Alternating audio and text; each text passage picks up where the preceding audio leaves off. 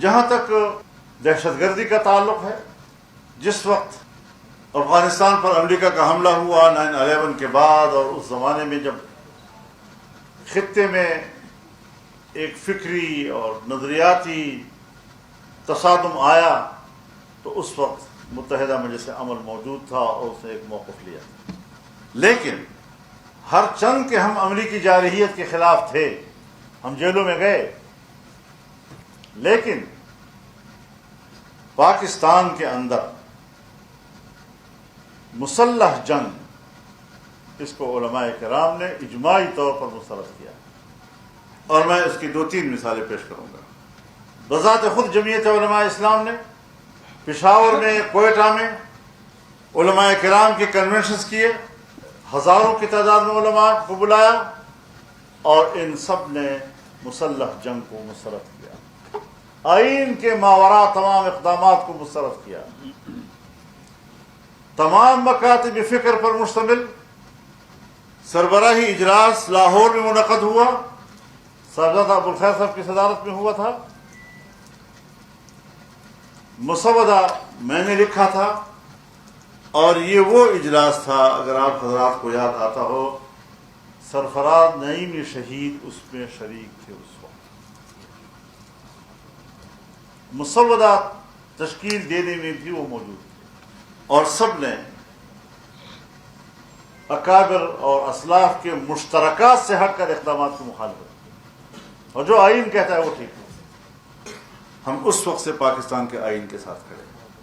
میرے علم میں ہے وفاق المدارس العربیہ کے 150 علماء کرام لاہور میں جمع ہوئے، فقہاء علماء کرام پورے معیارات کے ساتھ وہ جمع ہوئے، اور انہوں نے پاکستان کے اندر دینی مقاصد کے لیے اسلحہ اٹھانے کو غیر شرعی تک قرار دیا.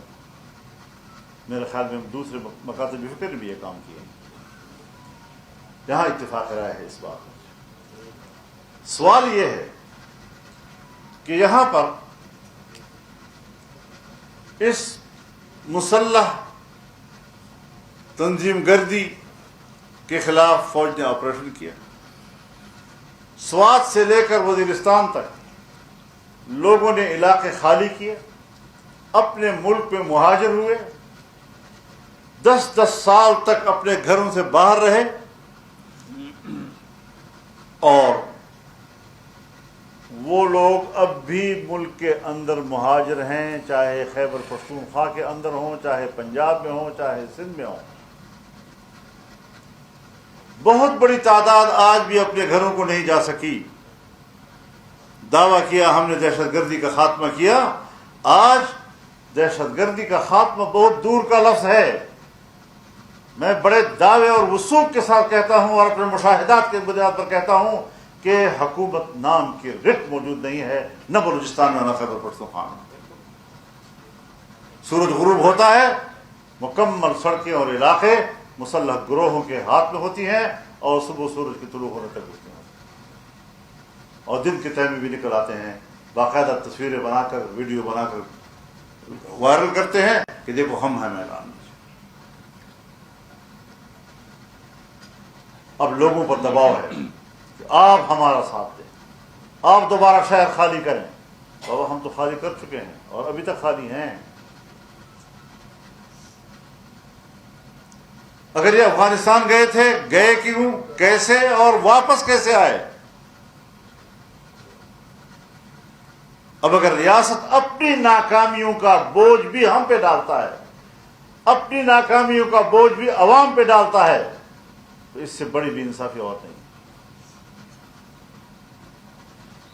لہذا میرے نزدیک ہماری اسٹیبلشمنٹ، ہمارے لا انفورسمنٹ کے ادارے اس بات کے ذمہ دار ہیں کہ یہ بدامنی ان کی نااہلی کی وجہ سے.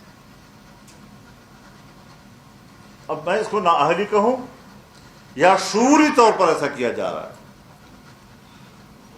کہ اگر انڈیا سے لڑائی ہوتی ہے تو اتنے بڑے انڈیا کو 4 گھنٹوں میں لپیٹ دیا گیا، اور یہ 40 سال سے ہمارا خون بہا رہے ہیں، ان کے مقابلے میں ہم قربانیاں دے رہے ہیں اور قربانیاں دے رہے ہیں.